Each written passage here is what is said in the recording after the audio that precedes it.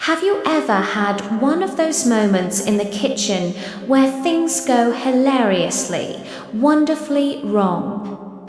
Well, let me tell you about my grandma, the undisputed queen of our family kitchen. She started humming a little tune as she gathered her ingredients. Flour went in, followed by eggs, butter, and vanilla. She was in her element, a seasoned pro. But here's where our story takes a sweet, sweet turn. My little cousin Leo was trying to help by lining up all the spice jars, and my uncle was telling a loud, boisterous story about his fishing trip. The kitchen was a happy, chaotic symphony of family life.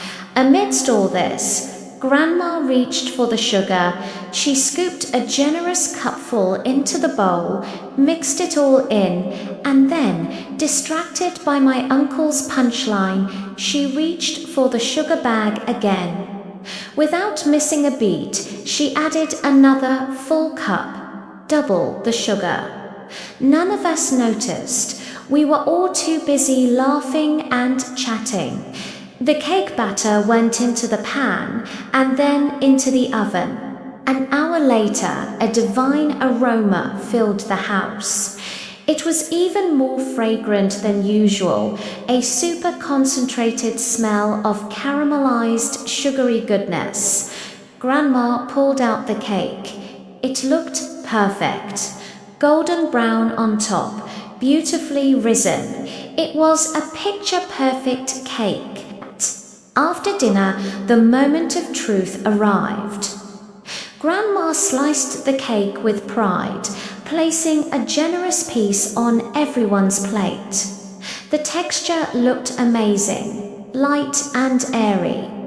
I took my fork, scooped up a big piece, and put it in my mouth, and then, boom, it was like a flavor explosion, but the only flavor was sweet. An intense, earth-shattering, tooth-achingly powerful sweetness. My eyes shot open wide, like I'd just seen a ghost.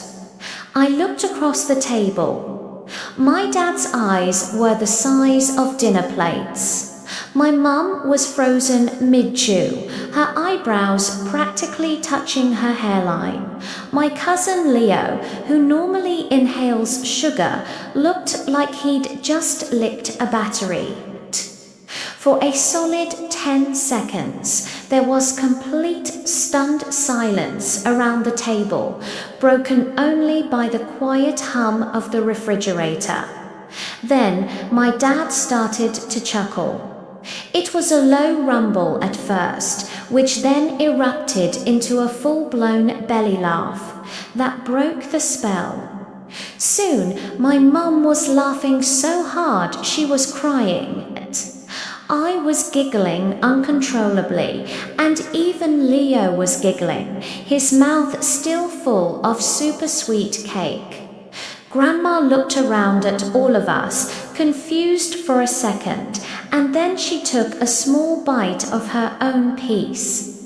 Her reaction was the best of all. Her eyes widened, she gasped, and then she threw her head back and laughed louder than anyone. "Oh my goodness," she managed to say between fits of laughter.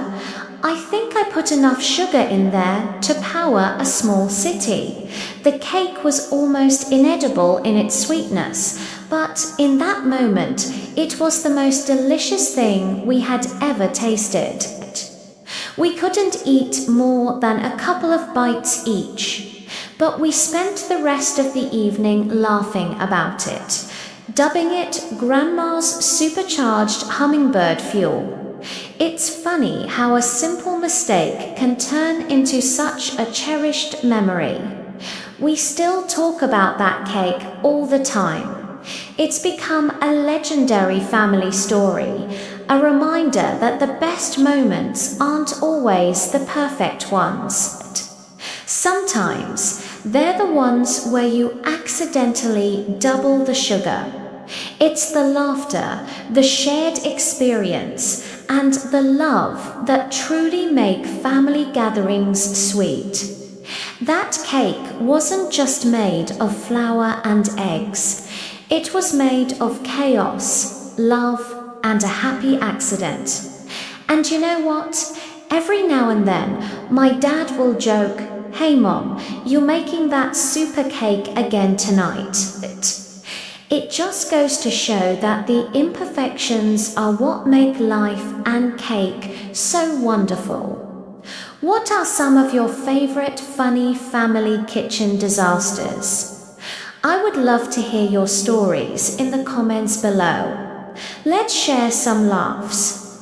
Thanks so much for watching and sharing this memory with me.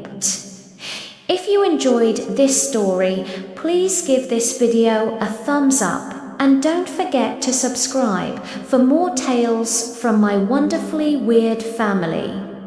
See you in the next one.